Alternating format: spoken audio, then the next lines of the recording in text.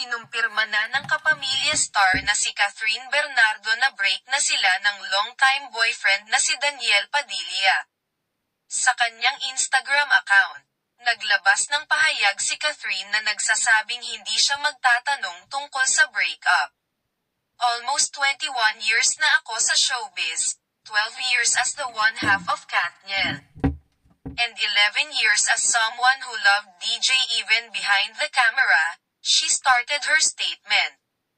Hindi ako lumaki sa industriyang ito na patuloy na kinokontrol at dinidiktahan. Maswerte ako na nagkaroon ako ng pinakamahusay na guidance at support system noong sinimulan ko ang aking karera at patuloy akong nagsumikap para makuha ang tiwala ng mga tao. Ngunit mula noong ako ay naging isang may sapat na gulang, kinuha ko sa sarili ko na pangasiwaan ang sarili kong buhay ang mga proyektong ginagawa ko, ang paraan ng pananamit ko, ang mga taong nakapaligid sa akin. Palagi kong sinisikap na maging sarili kong tao. Hinikayat akong mag-isip for myself and decide for myself. Even when it comes to love. Especially when it comes to love, she added. Catherine said that she's aware of the rumors surrounding her so she wants to announce the breakup. I promise to never lose ang aking sarili sa industriyang ito, kaya palagi akong naging tunay sa iyo hanggat kaya ko. Alam ko kung ano ang iniisip ng marami sa inyo ngayon. Alam ko ang mga chismis at mga haka-haka na nangyayari. At kahit mahirap sabihin ang lahat sa mga salita, gusto kong marinig mo ito ng diretso mula sa akin.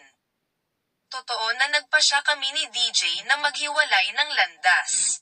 Totoo ang meron kami ni DJ, ito ay hindi kailanman para sa palabas.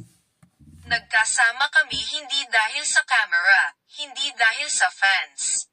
Hindi dahil sa pera na hatid ng successful love team. Kami ay tunay na nagmamahalan. Sabay kaming lumaki, magkasamang nangarap.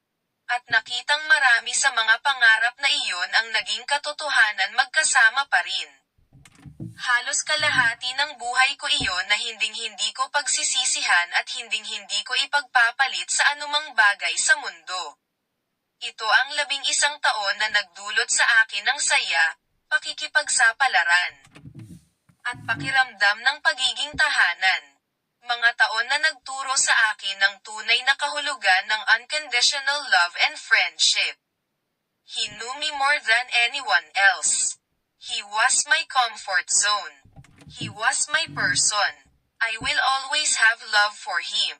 Sinabi ni Catherine na sinubukan nila ang lahat para maging maayos ang kanilang relasyon. We've been drifting apart for a while now, and we ultimately had to accept that we can't go back to where we used to be. It just won't be fair to pretend that everything is still the same. These past ilang buwan ang naging mahirap. Ngunit salamat sa pagbibigay sa amin ng oras na kailangan namin upang ay proseso ang sakit at sa wakas ay harapin ang elepante sa silid. Ang aming kwento ng pag-ibig ay nagsimula ng may paggalang at natapos na may paggalang, sabi niya. Hiniling din ng aktres sa kanilang mga tagahanga na huwag pumili ng panig ngayong break na sila. Katniel, alam naming nasasaktan ka. And trust me, mas masakit din ito sa ating dalawa higit pa sa inaakala mo. The last thing we want is for this family to break apart with everyone taking sides, please don't.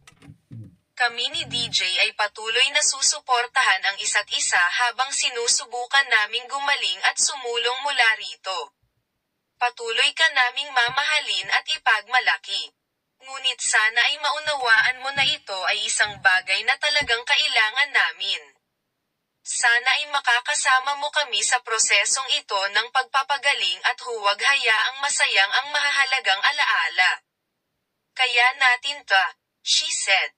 DJ, you gave me 11 beautiful years and the kind of love that I will forever cherish. I will always be grateful for you.